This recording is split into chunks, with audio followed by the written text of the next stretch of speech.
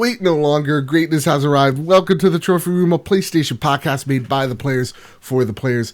I am your host, Joseph, and it is here on this very podcast where I break down the latest and greatest in all things PlayStation with my best friend, Kyle. So with all that said, with all that out of the way, the greatest co-host whoever is, whoever will be, Mr. Kyle Stevenson, how are you, sir? I'm doing great, Joe. Had a great weekend with you. I'm watching all the conferences. Yeah, it's a great time. Happy to be here. Yeah, it's E3 week, man. Usually, I tried my best to just try to get the news, but there's so much news just out of the conferences themselves that we're going to do the podcast a little bit differently this week. So this week is E3, and although PlayStation isn't here, so much news has dropped. So we're going to break down the conference by conference, but we're going to do it a little differently. Instead of ranking them on the show, they've already been ranked off the show. So we're going to start from the weakest conference to the strongest conference of the show at E3. Now, Sony not being here, Kyle, I have a question for you, sir. Yes, sir. Where was your hype meter at? Because PlayStation skipped the show. They said they're too good for it. Yeah, they did. And because of that, my hype level, which is usually at a full-blown 10 for every E3, it was lower, but not that much lower. It was still like at 8.59. I am a PlayStation gamer. That's why you're listening to this show. This is a PlayStation podcast. So it was a little bit lower, but I still love video games. This is my favorite time of the year outside of Christmas. It is video game Christmas in June. Like, we get to see what we're playing, and... my pre-orders have gotten a little out of control. I like this. This is almost like the third time you got to say this. So, Kyle, I got a question for you. We're walking into E3. Those micro bits. There's still PlayStation out there. They're doing state of plays now. They've moved beyond E3. Yeah. What is the conference that keeps you hooked, that keeps you watching E3, that keeps you at that 8.5 you keep talking about? Yeah, well, knowing that we were going to get more on Final Fantasy VII, a remake, and of course Avengers, Square Enix was my go-to show for this year's E3. I wanted to see more on that, as well as Microsoft. They were both tied for me because a healthy Microsoft kicking ass is good for Sony. A healthy Nintendo is good for Sony and Microsoft. It's amazing. So, I wanted to see them kick ass. Yeah. My hype level is about an 8. I think I'm rooting for Microsoft the most because the same. Like, I'm here on PlayStation Land and I'm enjoying myself. They're not giving me a reason to hop off. But Microsoft is making strides. They're saying the right things. Phil Spencer's on stage talking about crossplay, right? Doing this whole Game Pass thing that is really awesome. And so I'm looking at Microsoft for the first time going, yes, now let's start kicking ass, Microsoft. Let's no more pulling the punches. Let's just unleash havoc. You know what I mean? Like, let's get the hype going for Microsoft one more time. But at the same exact time, my other hype level is Nintendo because there's just so many games I want to see from them because Nintendo genuinely does a really, really good job. So that's where my hype is. I'm at an 8. I'm rooting for Microsoft and I'm rooting for Nintendo because Nintendo's always my secondary console. So with that, Kyle, we're going to do the show again a wee bit differently. Every week. No, see, I did it again. Where did I fuck up on? 350. You got this. Every week we usually do Goobers. So every week we usually do Goobers, which consists of all of our news stories. But since it's E3, we're going to do the news a little bit differently. Here we go. Once a year, the top publishers and console makers, except for Sony, drop the latest and greatest game reveals and trailers. So, here's what we're going to do. We'll go through the conferences, through the weakest and the strongest. We'll be breaking down the conferences so that you don't have to. We'll be including the Stadia Connect because Google is the largest company to enter the industry since Microsoft. We'll be excluding the indie events like the PC Showcase because, let's be honest, PCs are for nerds. So with all that said, with all that out of the way, Kyle, are you ready? Prepare the E3 drop. Okay. Enter sound effect. Kyle, Yeah. we're talking about Stadia because it's Stadia, right? These are the new kids on the block. It's Google, of all companies, one of the largest in the world. Why are we talking about Stadia as the last conference, the weakest conference, the weakest showing? Well, let's find out. Let's get into it and find Let's get into it. So we're going to just do a brief summary of each conference, and let's break it down for you. Kyle, let's start off with Stadia. So the Stadia Connect, by the way, all this info comes from GameSpot. It happened a couple days before E3, so it was like an early little surprise. The first part of the Stadia Connect was about the Stadia Pro. Google will offer a premium version of Stadia known as Google Stadia Pro that enables 4K video in the games you play. It will also include free access to a selection of games and exclusive discounts. It will cost $10 per month. Then they talked about the Stadia Founders Edition. To initially get access to Stadia, you'll have to purchase the Founders Edition. For $129, you get a Chromecast Ultra controller, 3 months of Stadia Pro, and a few other perks.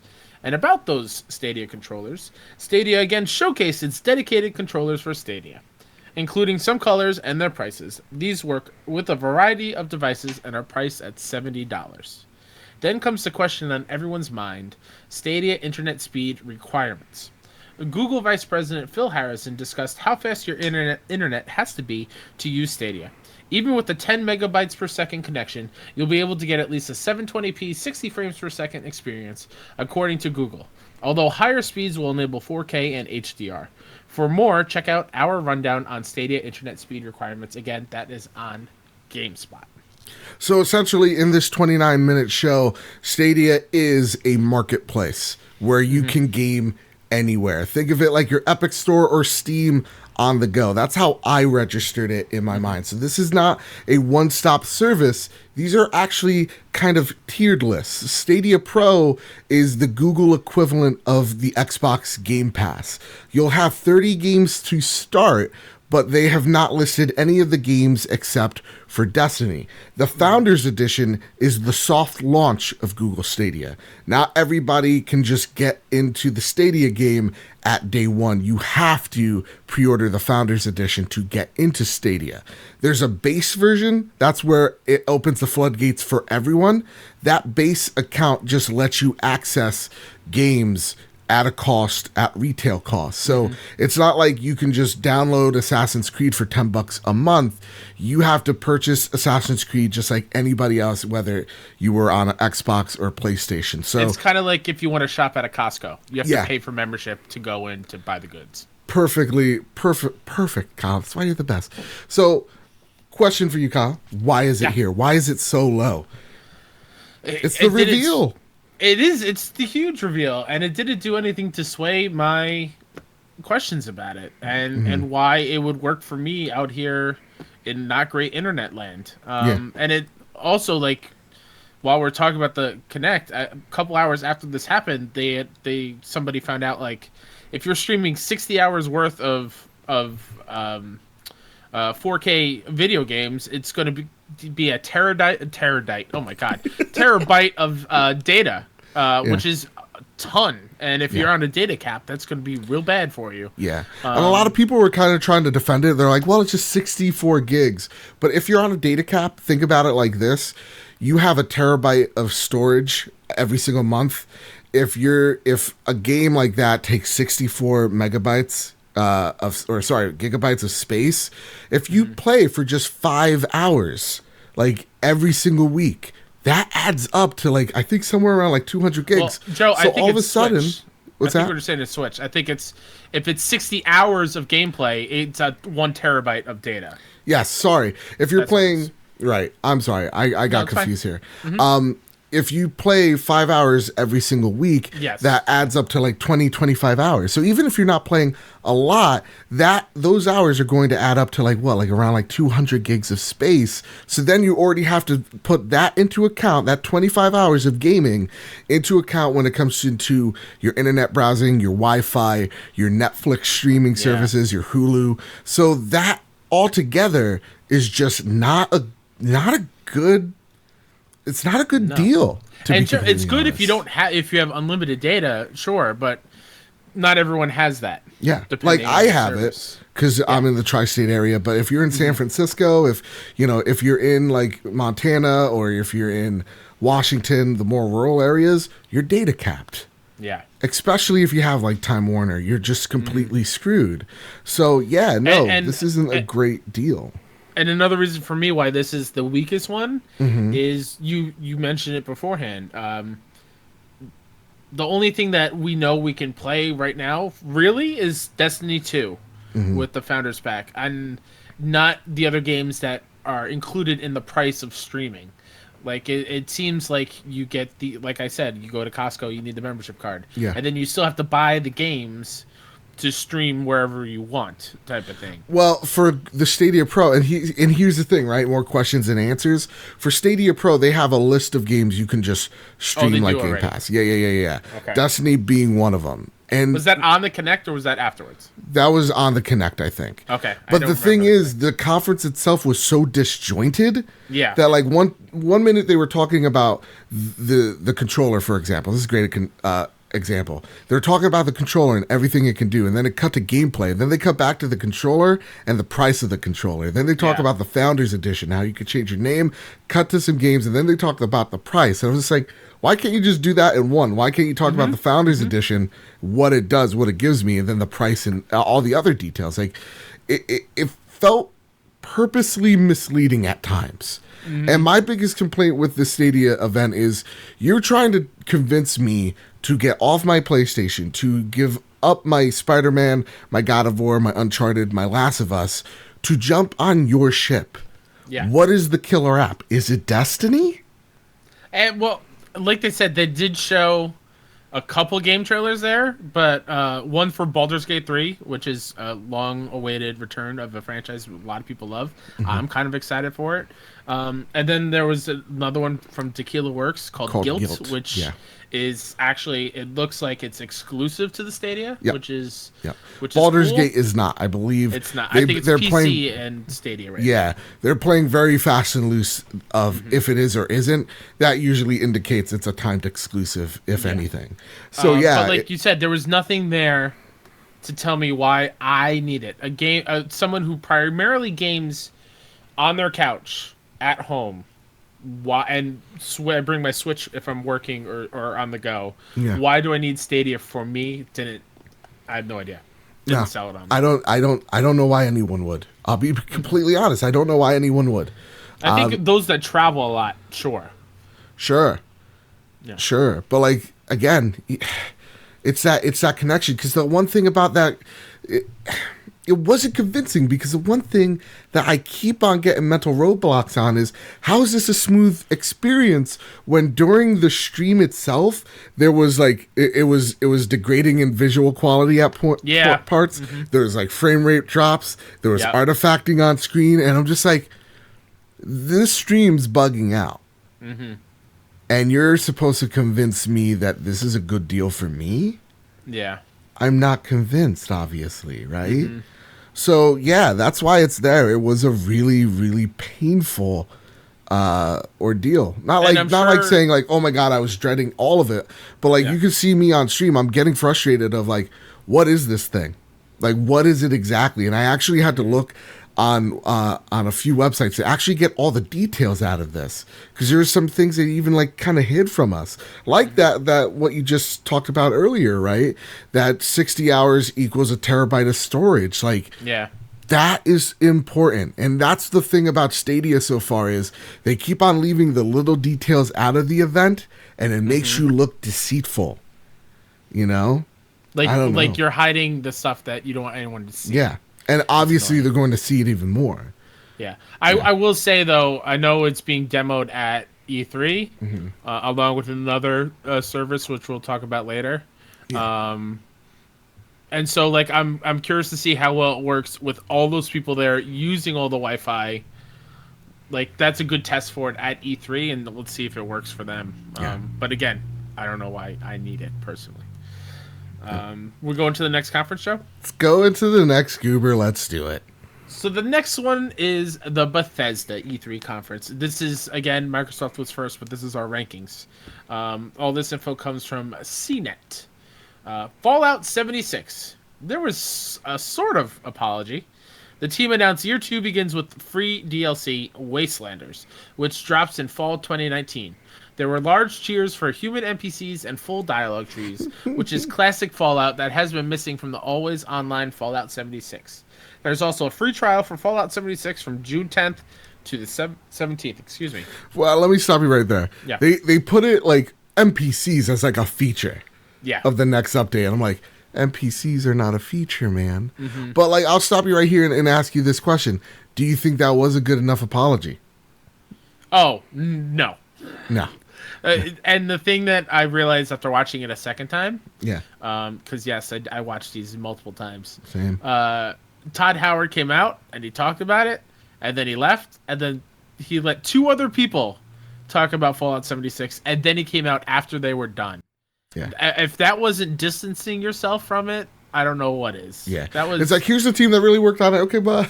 Especially because last year it was pretty much all him on stage talking about 76. Yeah. Yep. And then this year he has two other people, two developers who are working on the game and working very hard on it to make things right. And then he comes back out afterwards. Like, I thought that was a little cheesy and a little of a cop out. Okay. All right. What's the next point here? There's also a new Battle Royale mode coming to the game called Nuclear Winter. It features a 52-person Battle Royale mode. Oh, boy. Oh, boy. Then there was Elder Scrolls Blades, and it comes to Switch. Mm-hmm. Then we got Ghostwire Tokyo. After strange disappearances hit Tokyo's population, it's up to you to uncover the source and purge the city of a strange new evil. Armed with your own mysterious spectral abilities, you will face down the occult, unravel conspiracy theories, and experience urban legends like never before. Now, this was my first hallelujah. This looked really, really cool. Hallelujah. Yeah, the creative director was the artist that made Bayonetta. Mm-hmm. And I thought that was super interesting. And did I fall in love with her like the internet did immediately? Absolutely. Yeah. She was awesome. Sure. She's so excited for her game. How could you not cheer for her? Exactly. The game looked dope. It looked like, you know what it looked like to me? I'll sell you the elevator pitch right here. You are Ronin, and Thanos snapped. You're in Tokyo, and you're killing the Yakuza. That's what this game felt like to me, right? Yeah. You're like right before Black Widow finds you. And she's just like, "Hey, what's up? It's raining." Yeah. Mm-hmm. It was awesome. Except like it was the a cool Yakuza trailer. is like messed up in the paranormal. Yeah, and at this point at E3, I am not drained of all the CG trailers. This is the first CG trailer. Yes. Because I blatantly assumed just by looking at it looked next gen. Like lighting was insane. We both said on stream while we were doing a watch along, like we thought that was a real guy behind the counter serving sushi to customers. Like it looked amazing. It looked bonkers. It looked ridiculous. It looked absolutely stunning. And yeah, I was hyped for it. And you're obviously hyped for it as well. Yeah, I'm not a horror game, survival horror person, but that trailer did it for me. They did say this is an action adventure, but it's still going to be spooky. That's how she said it. And I'm fine with that. I'm totally fine with that.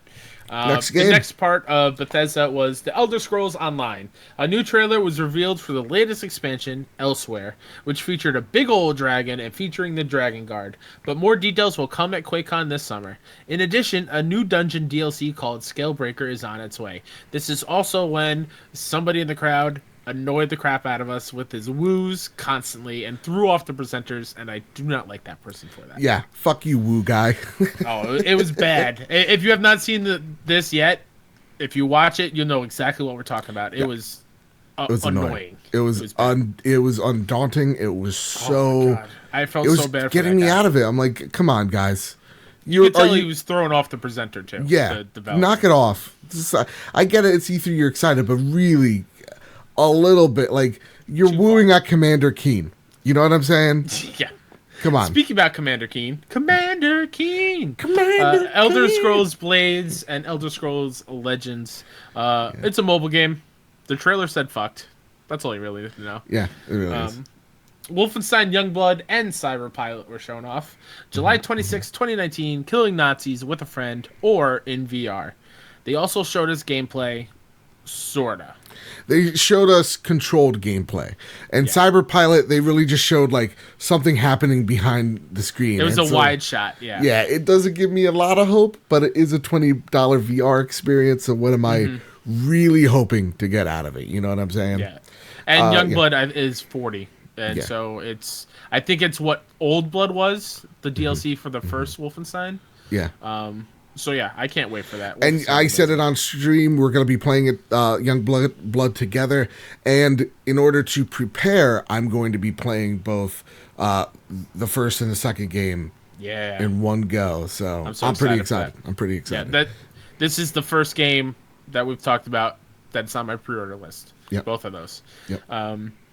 Then Arcane Studios came out and they showed off their next project called Deathloop. It takes place in Black Reef during a time of madness.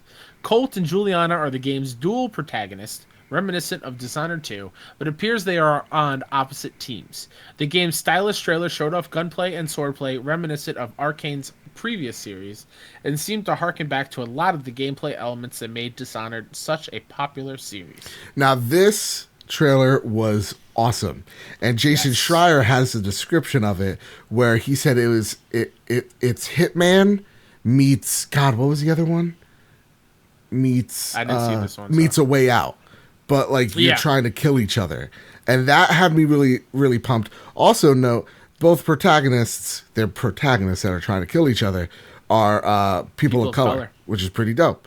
Again, Very cool. So cool. Unless you wear a red hat, then that's really gonna piss you off. And then the next thing and also, by the way, I love the concept. It was like 70s, you know, it was 70s meets what you think an Arcane game looks like. Yeah. It's really awesome. Again, And you kind of guess by the name Deathloop, like once they die, they wake up again and do it all over because they're on a singular mission.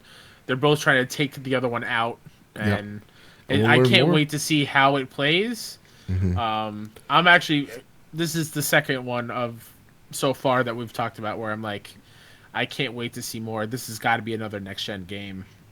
So absolutely, absolutely. And then we got this Orion tech that they talked about. I'm just gonna read this for you because I'm gonna skim it.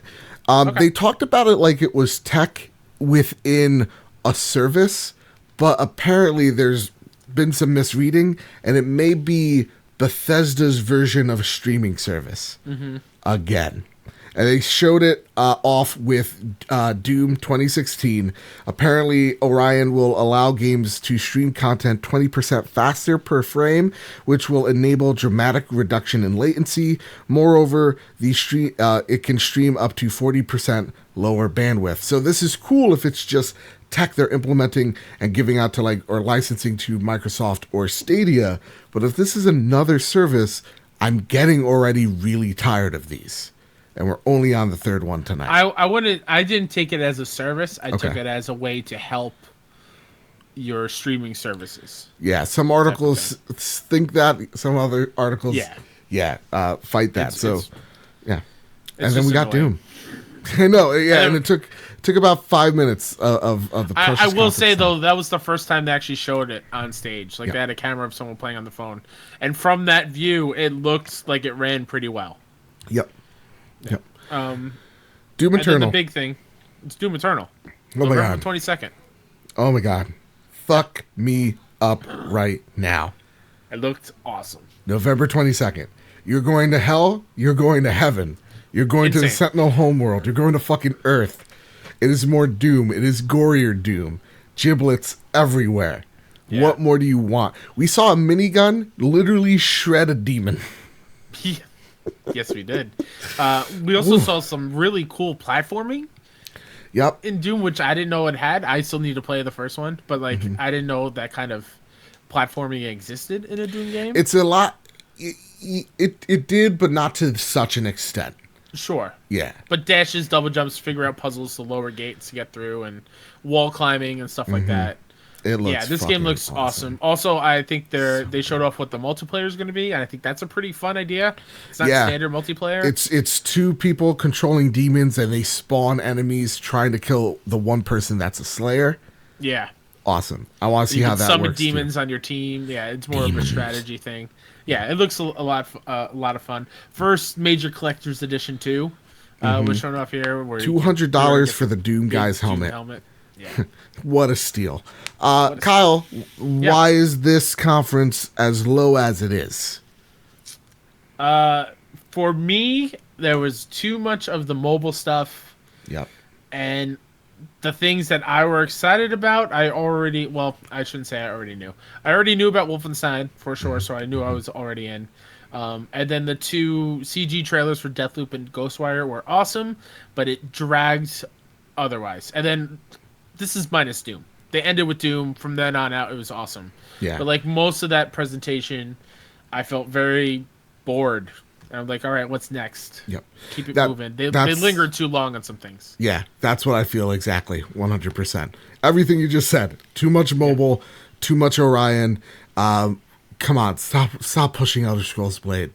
Please knock it off. With that, let's get to the next conference on our list. This is Ubisoft conference.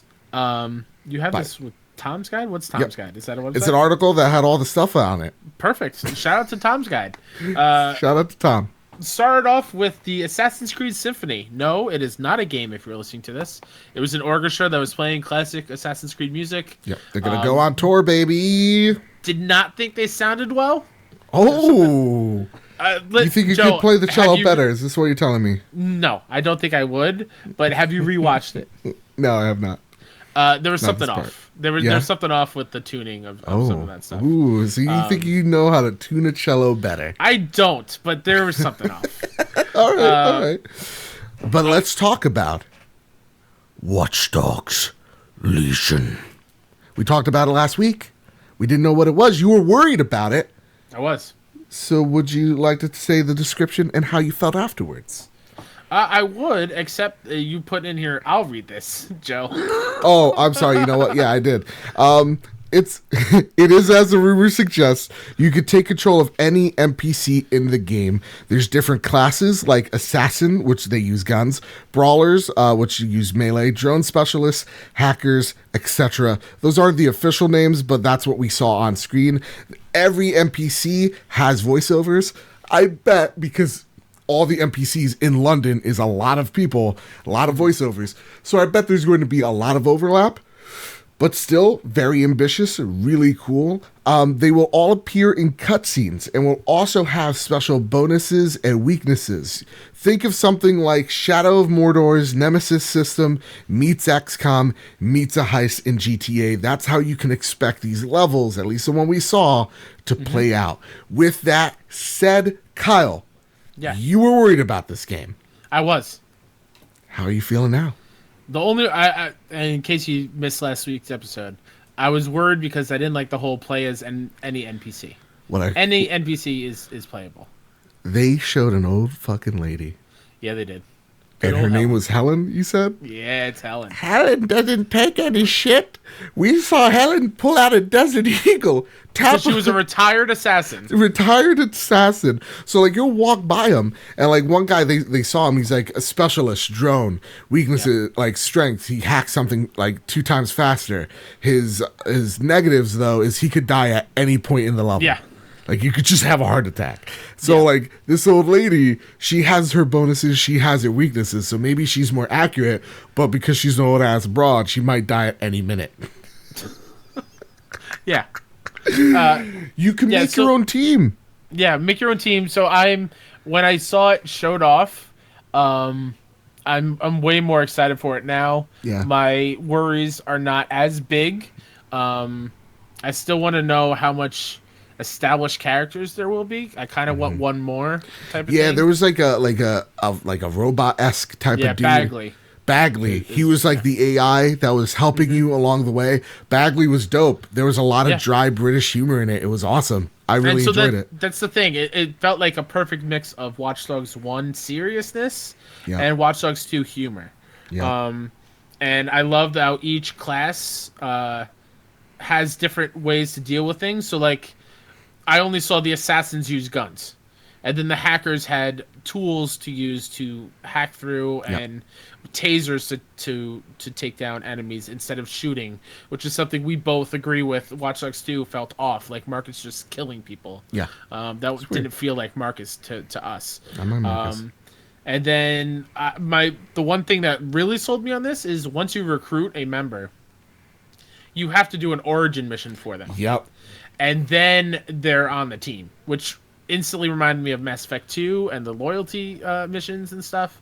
Yeah. Like, this is what I wanted. I wanted to get to know them a little bit, to show some sort of character development. And then they brought up the menu at one point, and there's a whole roster of NPCs you recruited, and they showed off That's later. that Like XCOM element. It's like you're picking the guys that you were gonna. Once they die, they're gone. They're done. Permadeath. They're gone. Yeah, Helen. She might not make it to the end of the game, you know. And you know what's funny? We both said once that was over, we're making a team of old ladies. Yeah. That's all we're doing. These old folks, they're going to meet, because here's the strength about an old person, okay?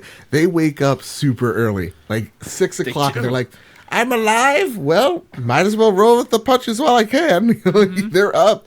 Oh my God. Watching Helen go after somebody in this hilarious. trailer, she was walking real slow, she pulls out a gun and just goes, taps him on the back, turns around, bam. That's... Yep. God, it was so good. I know. Yeah, I know. Let's get to the next thing. So this was obviously the highlight of our Ubisoft conference. Yes. It was. They talk about a TV show called Mythic Quest Raven's Banquet. Sure. Apple Plus. Yep. Guy from Always Sunny. Rob McInerney. Cool. McElhaney. I can't pronounce names. You know this. And then there was Rainbow Six Siege Clutch Royale. Mm-hmm. A new season of Ubisoft's popular multiplayer shooter will be starting this month with 2 new operators. Looked like James Bond, but U.S. version of him and somebody else. And I'll take this part. Brawlhalla and Adventure Time. They're going to have a new DLC, and it was available at the show. Mm-hmm. And then you could take over this part. Tom Clancy's Ghost Recon Breakpoint. John Bernthal has a dog named Bam Bam, and Bam Bam was the second best part of this showcase. I just wanted to pet him. You put in here, practically went E3 off its good boyness alone. Yeah, dude. 100%. Bam Bam was gorgeous. Bam Bam was dope. Here's where it like the conference turns negative. Breakpoint, I didn't see an ounce of gameplay for. I haven't yet. I haven't. What is this game? I don't know. John Bernthal's in it great.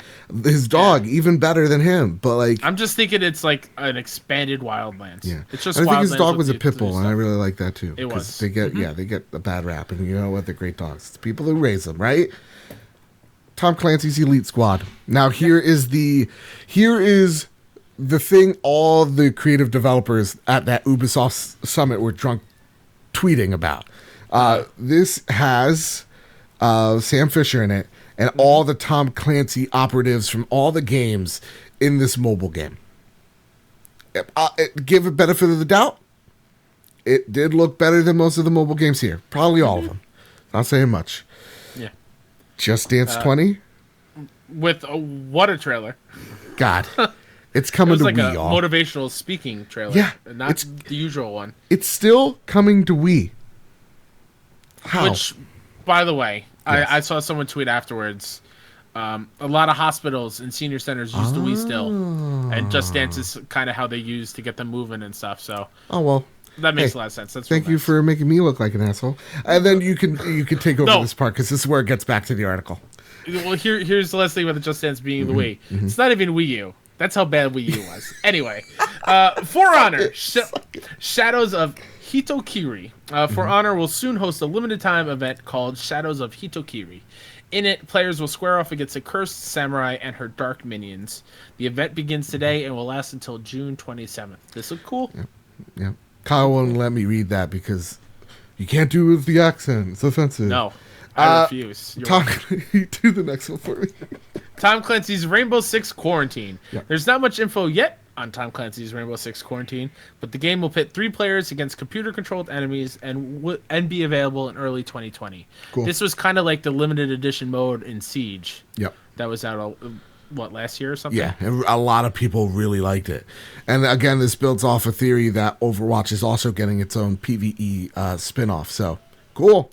Yeah. Coming up early 2020. And then there was Tom Clancy's The Division 2. Mm-hmm. Ubisoft detailed new information about its online multiplayer shooter, The Division 2. New episodes in its ongoing story will take you outside of Washington, D.C., into the woodlands of Virginia. From there, you'll fight off foes at the National Zoo and even in the Pentagon itself. All of these adventures will culminate in a raid dungeon for 8 players coming this fall. Furthermore, a movie based on The Division will debut on Netflix sometime in the near future, directed by David...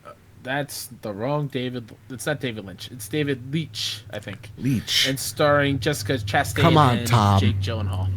Yeah, Jake Gyllenhaal? Not David Lynch. And let me handle the rest here. Then they have Uplay Plus, which is their new subscription service. For $14, $14.99 a month, you play 100 plus Ubisoft titles. It will be available on PC and Stadia. That is way too expensive, Ubisoft, but whatever.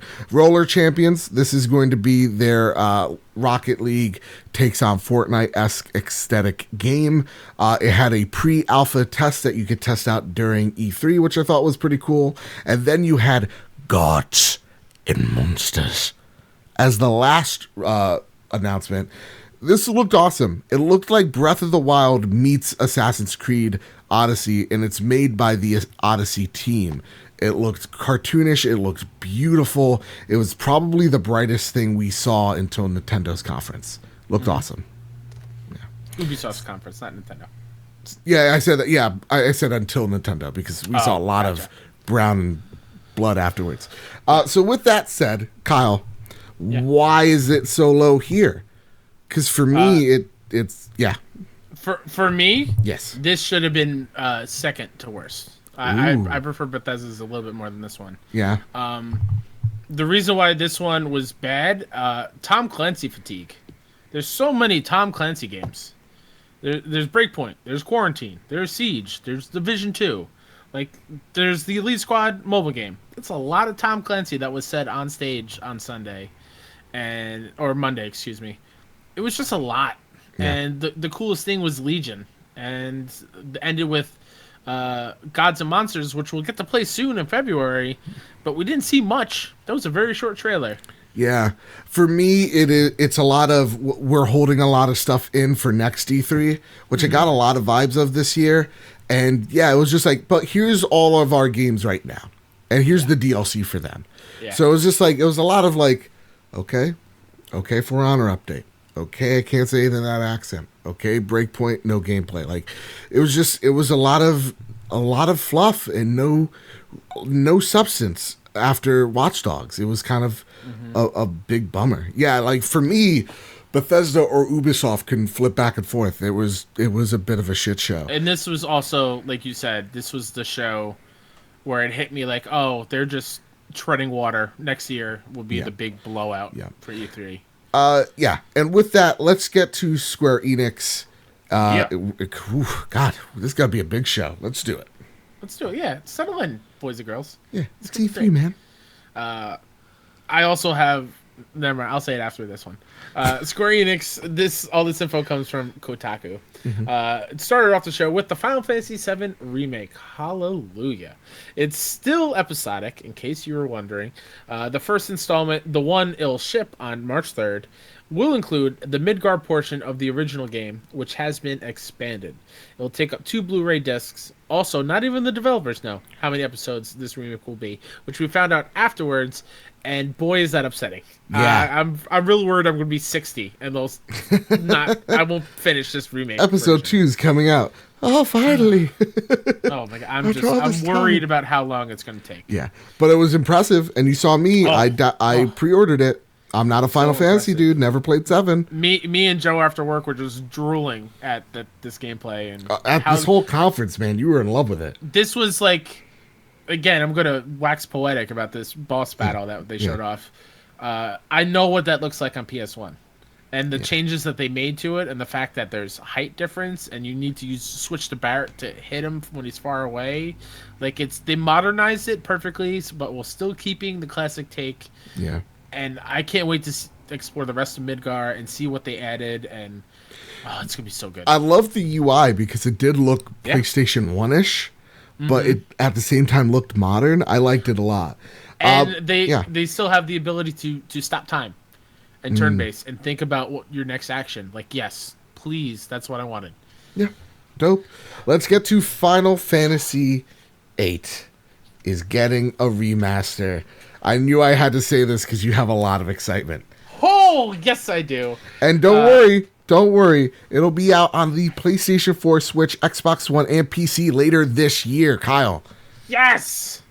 talk to me here. This conference is pretty much all you. I don't know anything about this. This is why this was my favorite. Man, Final Fantasy VIII gets a lot of hate, and I don't understand it. It is such a classic, in my opinion. The way the systems work, the junctioning Guardian Forces and drawing magic from enemies, and just the art style, like it is perfect in my eyes. And the reason why we didn't get it for a long time is the source code was missing, so they basically had to rebuild this one, which is fine. And I'm just happy we're getting it, and now I can play all of my favorite Final Fantasies again in one spot. That's awesome. And I can't wait to platinum this on my PS4. It's going to be glorious. Yeah. And then the next story we got is Outriders. It's a new shooter from People Can Fly. Coming out summer 2020. It's a 1 to 3 person cooperative shooter for the makers of God of War Judgment. Don't brag about that, Square Enix. Square Enix calls it a journey across a dark and desperate sci-fi world in search of the source of a mysterious signal. It'll talk more about this game this winter. It comes out Xbox One, PC, and PS4. It Also, looks cool. Worth noting, Yeah. this winter. What could that be? What could that be? PSX? maybe? PSX is happening. Just tell us, Sony. It's like a book my flight now. Just tell me.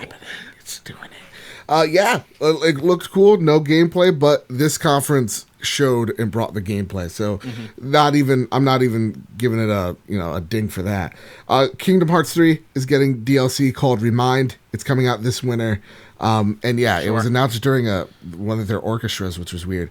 And then here's you read this, because I get a little bit too emotional about this, Kyle. I got a lot of emotions. Crystal Dynamics' long-awaited Avengers game arrives on May 15th, 2020. You'll be able to play as 5 characters: Cap, Thor, Hulk, Black Widow, and Iron Man. They do not look like they do in the movies, which is fine. Troy Baker and Nolan North play Bruce Banner and Tony Stark, respectively. Square Enix said it will release content for the game over multiple years. It will have 4-player online co-op, and every new character and map added to the game will be free. No random loot boxes or pay-to-win scenarios. Xbox, PlayStation 4, PCs, and Stadia. Also, PlayStation has a special marketing deal with exclusive DLC. Spider-Man.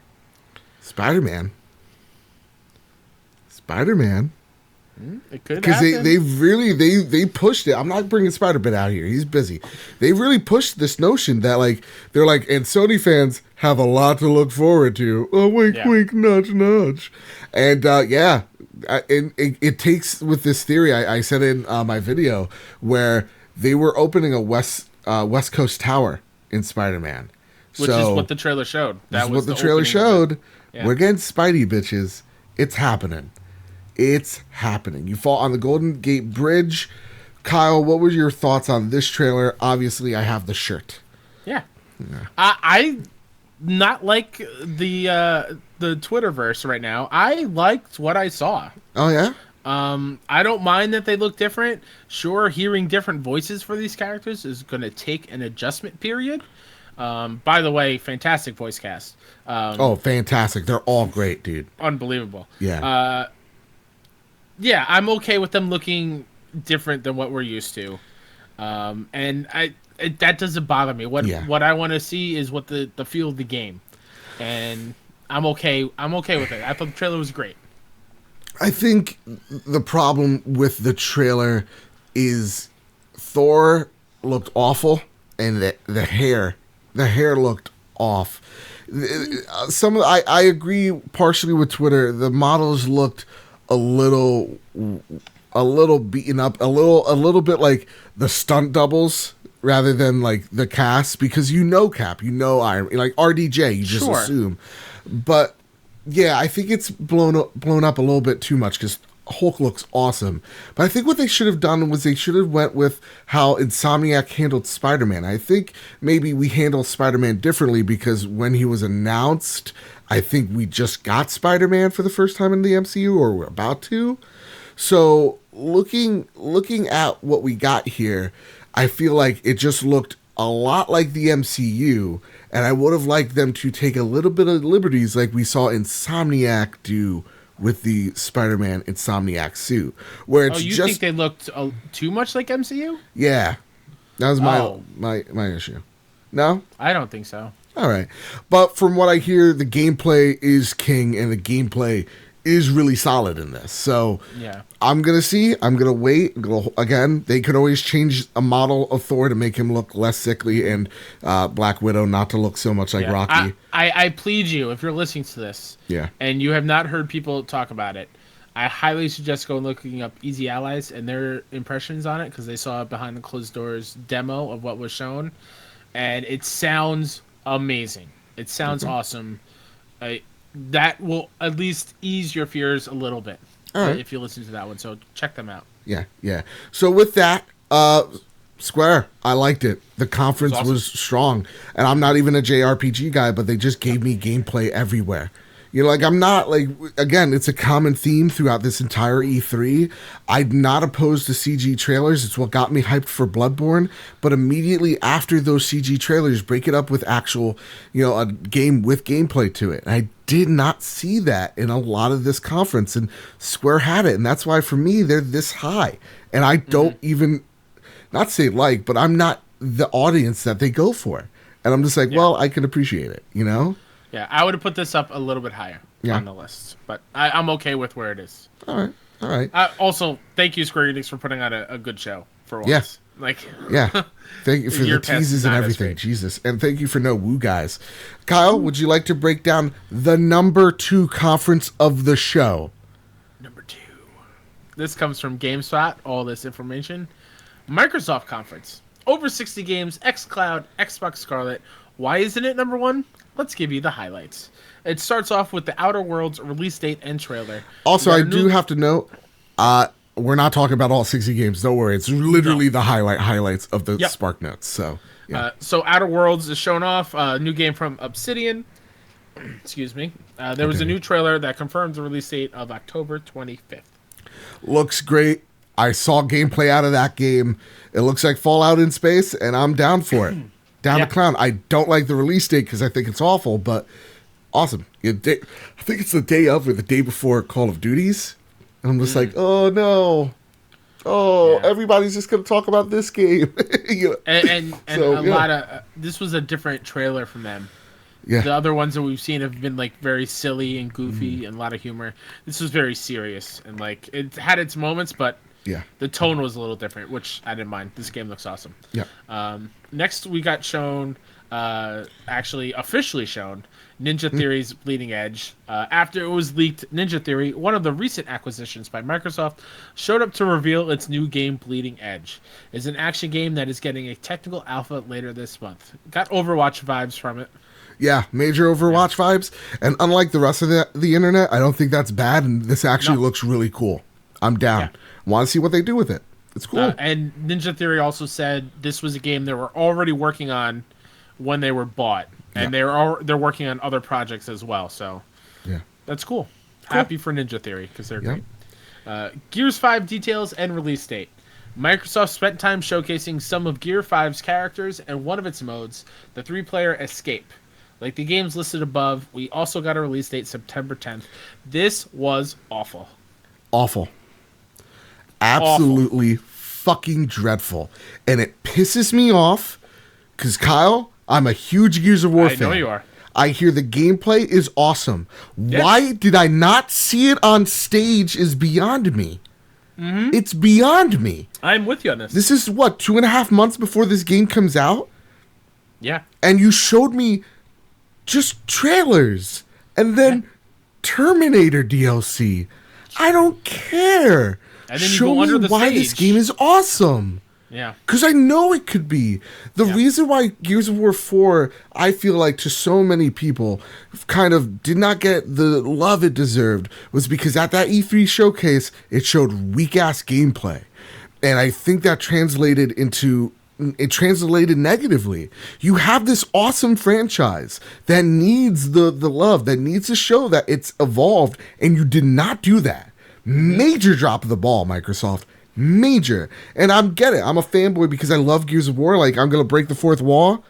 Look at that. Okay, Marcus Phoenix right up there. Love him. Love these games.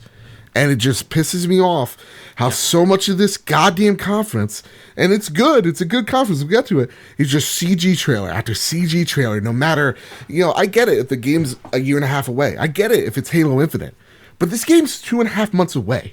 You gotta be out of your mind. Stupid.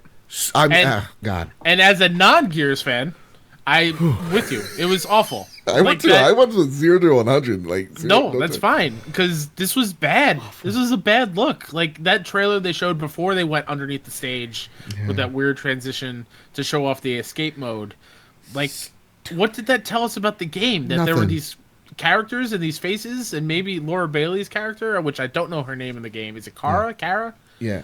Kate. Kate. Also, I forgot to pace this. I don't know why I did, but midway through, and this is where, to me, it stops being a great conference. Cyberpunk 2077 happens. Awesome CG trailer, and then we get the reveal, which I felt was a little weird. The guy that was shot and was dying, I believe, if I'm not mistaken, someone in the comments, he was a character that not a lot of people liked in the alpha build. That they just kind of saw him as like a Mexican stereotype. It's weird that they killed him off like 1, 2, 3. But awesome CG trailer. I actually showed this to my mom. I was like, "Hey, mom, look at this gory shit," just to freak her out, and she was down for it. She's like, "Oh, this is awesome." Why? Because at the end, Keanu Reeves shows up, and who does my mom get wet for? Keanu fucking Reeves. Oh God. Ooh. Also, his character's name is Johnny Silverhand. It's Johnny Silverhand. Keanu Reeves gets out on stage. Everybody loses their mind. He's breathtaking. You're breathtaking. Shut up. Awesome. And I'm down. I'm down for this game because we've seen like 20 minutes of gameplay before it. Cool. Yeah. Then we got to the Elden Ring. Sure. From Software's game collaboration with George R.R. Martin, which had been rumored, was officially announced. We got a trailer for the game, but no gameplay. It will be open world and appears to take inspiration from Dark Souls. I get excited for anything from Software. And I'm excited because George Railroad Martin involved. Yes. I love Bloodborne. This trailer sucked. It was bad. And from Software, you should feel bad. You could do better than this. I wouldn't say the trailer was bad, Joe. I don't know what happened. It was just like floaty things in the air. I feel like this game was just talked about earlier this year. They're probably not that far along. No, a rumor has it. I mean, I think he said 2020. In Jason Schreier's article, he notes it as being an early 2020 release, similar to that of Bloodborne. Yeah. Oh. So, no, this game's coming, and we don't know anything about it. I mean, it's one of those things where I trust George Railroad Martin. Yeah, because he always finishes things on time. Sure. But, again, this also, I think, was hindered because this was leaked. Sure. Microsoft buys Double Fine. Yeah. That's dope. And I love Tim Schafer on stage. He makes a joke. It's like, so we're going to be like helping out with Gears and Halo games? If you want help on Excel, I'll help on Excel. Awesome. This is an awesome get. They show off more Psychonauts. Awesome. I'm on board. This is a great part of the conference. More Star Wars Jedi Fallen Order. Yep. Looks dope. Looks great. Sure. And then, Kyle, you can finish off this point right here. Halo Infinite trailer launching on Scarlet. Scarlet seems more like PS5. We got the first trailer for Halo Infinite, but it was unfortunately devoid of gameplay. We apparently won't be seeing more of the game for a while, though we did learn it's coming to Scarlet in addition to Xbox One and PC. So, Xbox Scarlet, this is lack of gameplay that I can understand. Because this is a ways off. This is, a year and a half away. I get it. cool. Start the PR for it. I love how Phil Spencer said what made the Xbox brand was Halo. This is what's going to make Scarlet. Launching with a Halo game. This is what I've been saying for I think years now. They need to launch with Halo. They're doing it. CG trailer looks great. I was just focused on the Chief, but then like I was talking to a few people afterwards. They're just like, "Is that supposed to be the next gen? Because it doesn't look it." I was just like, "I don't know." I was just looking at Chief, and he looks beautiful. It looked good. Yeah. So the trailer. With that, they talk about the Xbox Scarlet. I was going to say the PS5, and they talk about the RAM it's using, the DDR-G6, whatever. They talk about the architecture is AMD Navi. They talk about how they made a big thing. No more load times. We're sick of it just as much as you are. Then they talk about ray tracing. And I feel like right before the press conference, and I said it in my video and I'll say it here, is they knocked on Sony's door, right? We had what you call it? What's his name? Mark Cerny knocked on his door and they go, hey Mark. And he's like, hello there. They're just like, hey, we got a question for you. And how may I help you? They're like, listen, Xbox Scarlet, it's coming out. We didn't prepare right. Can we borrow your homework? And then Mark Cerny just replies, well, as long as you don't make it look like mine, then that is totally fine. But if you do, I will straight up cut a bitch. And they did. It sounded like the Wired article Mark Cerny was talking about just a month and a half ago. And I was just like, are they talking about PS5 or are they talking about Xbox? Mm-hmm. Okay, cool. It just seems like this Xbox, the only thing that's a real big difference is the emblem and the box on it, you know? Yeah, I don't know. That's all I got to say on that. And then last but not leastly, the Microsoft reveal of the next-gen console. Oh no.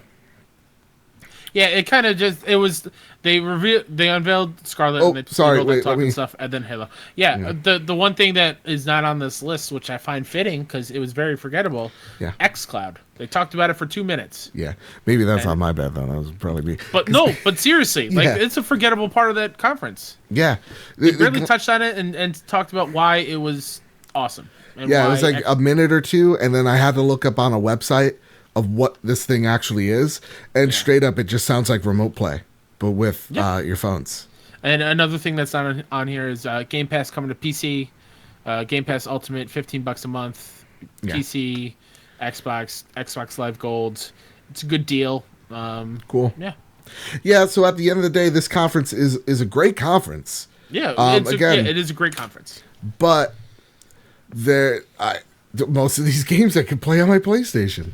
And I felt like Microsoft was they're holding things in for a better show next year. And I feel like, and I'm so sorry, anybody who loves Xbox also, I do too. But why? The thing that aggravates me is you hype this up.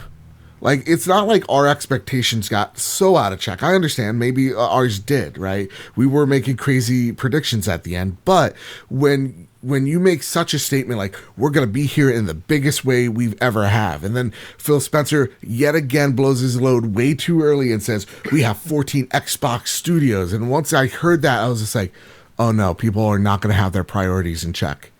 They really think you're going to see a lot of next-gen stuff, and they're not. Mm-hmm. And they didn't. And I'm just like, this conference, great conference, not a good Xbox conference, more of the same. And it was a damn shame because they had a great opportunity to really put Stadia in the fucking ground and really make up ground with the PlayStation, and they did not. Mm-hmm. And that sucks. I pre-ordered Cyberpunk on my PlayStation. One of the small things that would have helped the show is to have the Cyberpunk thing go on later in the show. Yeah. But I realized why they couldn't, because the Forza Lego car had to be out there in that spot where Keanu came out. So that's why it was switched for a Lego car, which is beautiful and really cool. But like, Keanu coming out was a huge moment. That should have been on later in the show. But, at that point I was like, oh man, they put out Cyberpunk now. What else they got? That was a terrible mistake, because what happened afterwards was just like a whole bunch of indie stuff and then more like DLC. And I was just like, okay. Again, a lot of that was not bad. Yeah. No, but like the thing that I hated about it was they're all 5-second montages. Like, once you write down the name of one game, you look up, it's something different, but not much. Like, the art's still, like, wacky and 8-bit. And you're just like, wait, was that the same game I was looking at? What's going on here? And then after you get past those montages, you get CG trailers. And then after the CG trailers, you get Phil Spencer out there talking for 2 minutes. Like, it's... I don't know. It is what it is. And the last goober on the list is what I like to call Nintendo, don't fuck this up, please. This stuff comes from GameSpot. 2 new Smash Ultimate DLC characters revealed. While the Dragon Quest character reveal started things out, the end of the Direct brought another newcomer, and it was a big surprise. Banjo-Kazooie, the 2-for-1 character, releases this fall. Holy shit, did that pop. That was cool. Everybody lost their minds. I even did. Banjo was a game I always rented. I could never buy as a kid. I lost my collective shit. Mike Tanjo, who's sitting next to us, lost his collective shit. I have no attachment, but I was happy for those that finally got it. Oh, man. So dope. And hey, hopefully this means Rare's working on a Banjo game.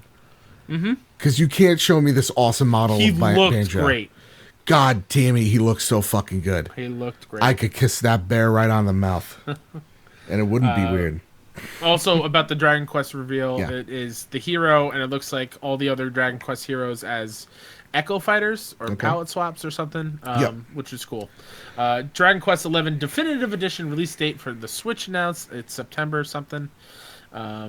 I'm tired of hearing that music. We heard that music a lot over the couple days. Yeah. Luigi's Mansion 3 gameplay for Nintendo Switch debuts. Nintendo gave us a closer look at the upcoming Luigi's Mansion sequel, Luigi's Mansion 3, for the Nintendo Switch, including gameplay. Shout out to Guigi.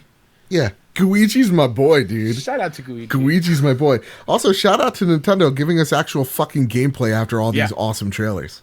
That's awesome. And I'm really sounding like a negative prick in this episode. And I feel like a lot of people on Twitter has been saying that. A lot of content creator friends is like, man, like I'm just sounding like an asshole. No, you're not. This E3 kind of sucked. And don't apologize for the way you feel. I'm not apologetic for me. This was awesome. Like, dude, Luigi's Mansion, dope ass game. Luigi's Mansion 3 looks dope, and we saw awesome gameplay. We don't even know when that game's coming out. The next game, Kyle, would you like to read that one for us? Sure. Zelda Link's Awakening Remake Dungeon Maker Mode and release date revealed. Cool. The new mode is a dungeon creator that looks and sounds pretty excellent. As its name suggests, the mode allows players to create their own custom-made dungeons by placing chambers earned in the adventure mode. Once created, players can explore the dungeons. Conquering the various chambers will yield various rewards, Nintendo said. As for the release date, Nintendo announced that Link's Awakening will launch on September 20th. Here's the weird thing about this reveal, okay? This game's coming out in about 3 months. A couple weeks after Gears of War. And it's so weird how we saw this trailer, and then it followed up with gameplay that sold the trailer. Almost to say, hey, this is a game that's coming out soon. Here's how cool it looks. Huh. It's funny how that works. It's weird. Yeah, it's weird. Especially a game 3 months away. Wow, that's weird. All right. News to me. New Ultimate Alliance 3 trailer includes a ton of Marvel's best characters. Also, they showed off an expansion pass with Marvel Knights, X-Men, and Fantastic Four, which will be out in the fall. I'm so ready for this. Animal Crossing for Switch delayed, but it now has a name. Now officially dubbed Animal Crossing New Horizons, the upcoming installment has been pushed back to March 20th, 2020, as well as Witcher 3 on the Switch? Yeah. So there was a lot more stuff. We got to the part of the show when I was writing these down. I was even like, maybe I should get rid of some things here or there. Nintendo had so many games in 40 minutes. It was ridiculous. Same with Xbox, 60 games. So again, both these were good conferences. Nintendo's, I actually think, was some of the best Direct I've seen. Awesome. It was awesome. Now, again, it didn't cover everything, and some games weren't great, like Contra. But at least with Contra, even the game that looked like shit, it had gameplay. That's what Nintendo offered that nobody else at E3 came to, because just like I was saying weeks ago, this is a transition year. It's not going to have the pops that a lot of people want. And with that said, man, Ultimate Alliance looks dope. Yeah. They showed more gameplay, and it looks awesome. If you remember Marvel Ultimate Alliance, that's how the game plays. It's how the game feels. It is a sequel after all. Looks dope. Yeah. Animal Crossing gets delayed because Doug Bowser said he doesn't want the team to crunch. Awesome. Awesome. Doug Bowser already seems really dope. And I could take those delays because I don't want anybody to literally kill themselves over a video game. And so with that, before we talk about how our overall feelings were, you could just guess what mine are. I want to talk about the audience and how they felt about the conference. Now, Todd Oxtra says this feels like a transition year. Oh my God, look at that. Even with Xbox having the spotlight, it felt like a repeat of their 2018 conference with wasted opportunity to drive excitement for Project xCloud and Scarlet. Square Enix did a great job. Bethesda and Ubisoft were snoozers. And Nintendo'd. Hell yeah, they did. Cameron Ken says, Nintendo number 1, Square Enix number 2, number 3, Xbox, Bethesda 4, Ubisoft 5. I think it was good. I think it was a good idea for Sony to skip. Nintendo had the benefit of not being in a transition period, but everyone else generally had weaker showing than usual outside of Square Enix, who had nowhere to go but up. Yo, shout out to Ken for literally having my same thoughts. The Camd man, I think it did make sense to skip. This year seemed smaller in terms of big releases. Looking at Sony's slate for next year or so, it doesn't seem stacked enough to warrant a whole conference. And then give Bland Explosion the Platinum Trophy for literally getting the same exact list that we got. Number 1, As Nintendo. Number 2, well, it's official. It's a trophy room. I'm sorry. This is a trophy room list. No, it's Well, not. next time, write your list down. Like I said, and then you just ignored me. We're going to have this argument on air. Number 2, Xbox. Number 3, Square. Number 4, Bethesda. Number 5, Ubisoft. I think it was smart for Sony to pull out if they didn't have much to show. If they were at E3, they forced to be compared with other companies. Hopefully, they'll shine at PSX. And then Blaze Knight says... Nintendo, Xbox, Square, Devolver, EA, Ubisoft, Bethesda in that order. Sony can stay home next year. Nobody missed them. I just... Fuck you, Blaze Knight. But yeah, like Garrett said, better to have no show than a disappointing one.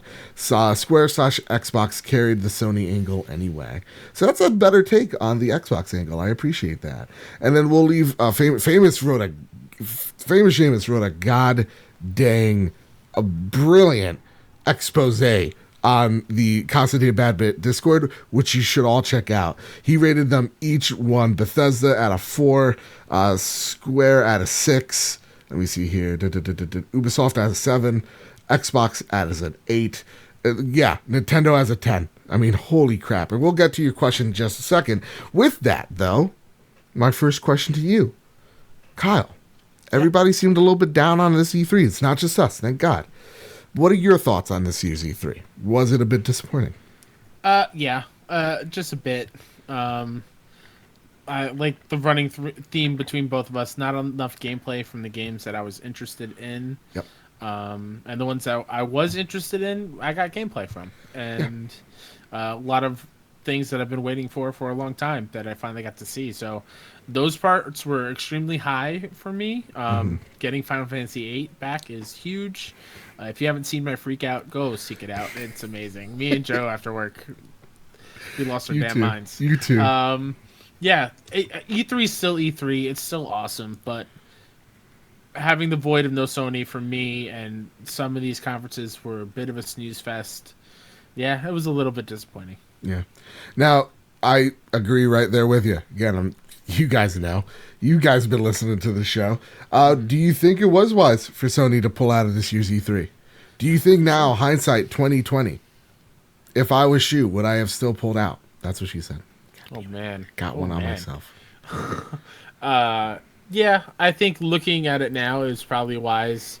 There wasn't enough, major bombs to drop on Sony's stage. And I think the third-party stuff that we saw from Ubi and and Bethesda and stuff. I think the only one missing really from this year's E3 was Capcom as a whole.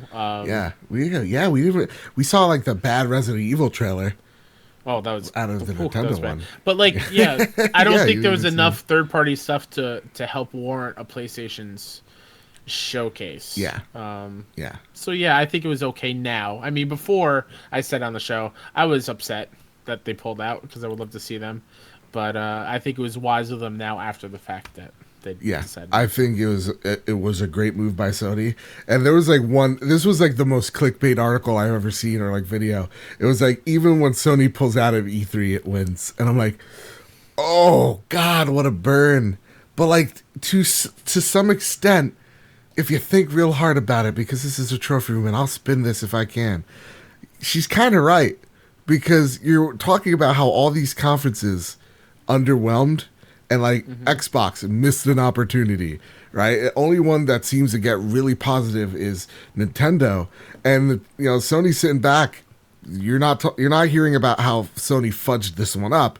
You're hearing about Sony wasn't there and it was better for it. You know what I mean? So yeah, to some extent, I believe that is correct. I think by Sony not being here, they gained way more positive buzz than negative buzz. So, though, like, I guess good or bad publicity is good publicity, but I don't know. I think it was a really good move. With that said, though, do you think they're going to be there next year? Do you think this was only temporary, or you think that this is a permanent thing? They're never going to be at E3 again? That's a great question. I think it might be smart for them to come back, especially with PS5 on the way. And maybe if they're not doing a reveal event like in February, then yeah, I could see them coming back next year. But I don't think they have to. If some people view them as winning this year's E3 by not being there, I think it's fine. If we continue getting steady state of plays throughout the year, why not? If PSX comes back, like maybe it's just okay. Maybe it's fine. Do you think PSX is coming back this year? Yeah.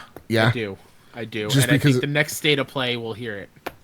Ooh. Put it in the bank. Put it in the bank. Well, and with that said, though, like there is rumors that there's going to be a state of play this month in June. Yeah. So you're thinking June? I'm thinking this next state of play we will hear PSX is back December. I don't know if it's Vegas, LA, or San Fran, but it's gonna be one of those three. What if it's New York? Please, for the love of God, Joe. If it's New York, I will run to your house, and it'll take me weeks, maybe months, but I'll get there and I'll give you a hug. Yeah, dude, I would love it to be New York, so I don't have to pay airfare for sure. I think a state of play, maybe a week after everything's said and done, we drop release dates for The Last of Us and Ghost. That would be quite a thing, because then everybody's talking about Sony, in a really positive light. And we don't even need release dates for those two. But to be show positive, me what Blue Point's working on. Just show me that. But to be positive, though, like there's a lot of games out here that we're buying, and I don't know how I am. Yes. Yeah. Dude, in a month I'm gonna be buying Marvel Ultimate Alliance and Fire Emblem. Then in September my wallet's just straight up fucked. Like you got Legend of Zelda Link's Awakening, you got Borderlands 3, then you got Gears of War. If they'll ever show me gameplay footage, maybe it just comes with a fucking trailer. October you got Call of Duty for the first time. I'm very interested in it. Like November, can we talk about it for a second? Yeah. Star Wars Jedi Fallen Order. Yeah. Death Stranding. Yeah. Doom Eternal and the Pokemon. That is $240. Yeah. Just on the basic versions, of which I'm not getting. Yeah. So like for me, for the rest of the year, it's stacked. Like Marvel Ultimate Alliance 3, both Wolfensteins, Control, Borderlands 3, Death Stranding, Star Wars. I forgot about Control, Kyle. Yeah, dude, and Borderlands. You didn't say it's huge. No, I said Borderlands, I think. And then in March, we have Watch Dogs, and then immediately afterwards Final Fantasy VII, and then we have Animal Crossing if you're a nerd, Cyberpunk in April, and then Avengers in May. Avengers. Oh my God, Elden Ring, which is again supposedly early 2020. And then if the rumors are true, Last of Us or Ghost in there. Like, good God, Joe. God help us all. Yeah, What it's a did we lot, do but to 2020 is going to be the year of shoe, dude. It's going to be the year of fucking dreams here at the and trophy then new room. consoles in the fall. It's gonna be a great year for gaming. I can't wait. It's going to, yeah, can't it's either. going to be a fantastic year. At the end of the day, was it a disappointing E3? Yes, but we did get stuff we wanted. So it's not all bad. Oh my god, I forgot about Sea of Solitude. That's out soon too. Kyle, I'll throw this pen right at the camera. Oh god damn. I'll throw it right at the camera, Kyle. And we got the Apex Season Pass coming out next week. Damn it. And this only affects me, but my sports games. Oh man. Oh Oh man. no, Madden. Oh god. No, I'm Famous not talking about Seamus Madden. writes in, because I almost forgot. As you notice, the common theme of these conferences is that there wasn't enough gameplay shown. Do you think it's because companies realize they can show gameplay at live streams/shows instead of spending 5 minutes on a whole game? Oh, sorry. Let me read this over. Famous, you're blowing my dyslexia mind. As you noticed, I did notice, a common theme of these conferences is that there wasn't enough gameplay shown. Do you think it's because companies realize they can show the gameplay at live shows/live streams? Instead of spending 5 minutes on a whole game, they can now use that time to introduce 3 new games with trailers? Or do you think it is a good idea? Let me start from the back and work my way to the front. That's what she said. No, it's not a good idea. I think that people have spoken. This is bad. Do I think it's to save time? Maybe it's to tease people over time, but I don't think that's good. Yeah. I don't I don't think either. that's It's awesome. Like, look, we're getting a beta for Gears of War. I don't even know how this game's gonna play. It might all be riding bikes and hitting each other with lollipops. I don't know. Like ideally, and I know this is cheating. I'm really hating But on Gears bad. I'm so sorry. The way Luke's that gonna talk to me like a dad. Sorry. Yeah, he is. The way that I prefer games to be shown off, and again, this is completely unfair, is what they did with Last of Us Part 2, that last trailer. There was a cinematic cutscene, and then it went right into gameplay. It gave us the best of both worlds, what it looked like in the cutscene, graphical department, and then how it plays, and I think that's how you hype yourself up about your game. Yeah, I think that's perfect. And again, like, Nintendo did that almost game after game. Yeah. It was nuts, Man, God, we're praising Nintendo a lot. You want to call this the trophy podcast? No, you can't. They don't have achievements. Never mind. Fuck Nintendo. With that said, Kyle, let's plug, and get the hell out of here. Yes, sir. As always, I'd like to plug myself at HootNinja73 on Twitter and at PSN, right below me in this fancy new graphic. You can follow my show all about the Kind of Funny community at BFS Talk Funny on Twitter and Best Friends Talk Funny wherever you listen to podcasts. And my Kind of NYC show, Dollar Slice Podcast. We just did our own E3 rundown. We went through all the conferences, 2 hours of geeky goodness of us talking about games. You can find that on Dollar Slice Podcast wherever you listen to podcast services, and Dollar Slice Pod on Twitter. And my ranking goes, because this is my time, Joe. It is Square Enix, and then it goes Microsoft, then it goes Nintendo, then Bethesda, then Ubi. Bite me. Guys, you can follow me at Mr. Badbit on Twitter. You can follow the shows that we do on YouTube at Badbit Games. You can follow the Trophy Room on iTunes, Stitcher, SoundCloud, what else? Podbean, Spotify, that's the one I was looking for. Google Play for the 2 people out there really interested. And yeah, please rate us 5 stars, whatever rating system you can. Rate us with the most of those things. It really does help us out, shows us that you care, builds this big, awesome community called the Trophy Room. And I love you all so very much. E3 has been crazy. And, just to take the curtains down a little bit here, we started over this intro 3 times because things kept breaking. So if we didn't, I need to. Special thank yous to the Nintendo Guru himself for letting me hop on his stream for the Xbox conference. Big shout out for Joe After Work for letting us hop on his stream and show the passion that is Kyle Stevenson's love for Final Fantasy. Letting those 2 geek out was seriously some of my highlights. And then, the limited edition pod for coming on and hosting the Nintendo conference with us. Thank you all, everybody who came out. Thank you, Kyle, for coming out as well. It was a fantastic E3. and just by us hanging out together, it was amazing. So thank you all so very much. And so with all that said, with all that out of the way, keep hunting and keep playing PlayStation.